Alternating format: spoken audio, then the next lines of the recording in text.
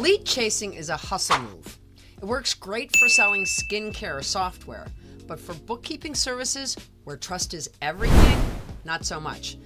Cold calls and inbox ambushes scream of desperation, not expertise. It's not so much that it's undignified, it's just highly unproductive. And that is why Mavens don't chase leads. We attract referrals. Your services require maximum trust. You're not selling a product. They're trusting you with their books, their back end, their business guts. That is sacred stuff.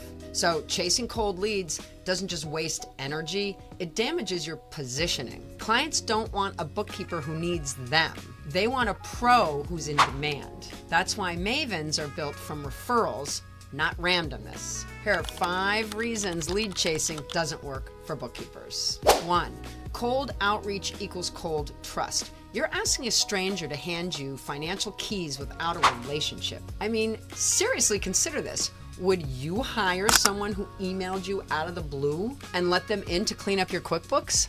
I certainly would not. Number 2, chasing kills positioning. The more you chase, the less powerful you look. Authority is built on being referred, not begging to be seen. High trusted services are invited in, not pushed in. Number 3, it's a numbers game you can't win. Cold leads require volume, ads, funnels, and follow-up.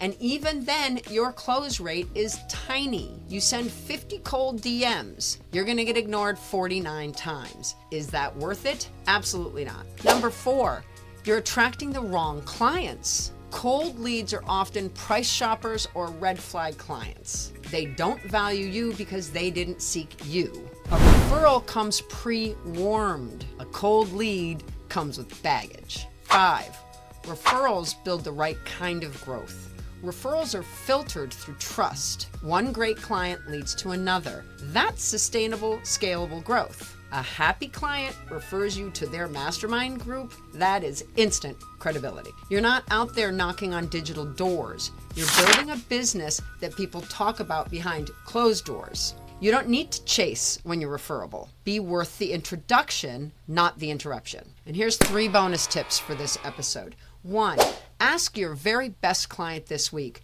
do you know one person like you who'd benefit from what I do? Mavens don't beg, we belong. Number 2, recognize that credibility is your most valued asset. Focus on getting it, growing it, and keeping it.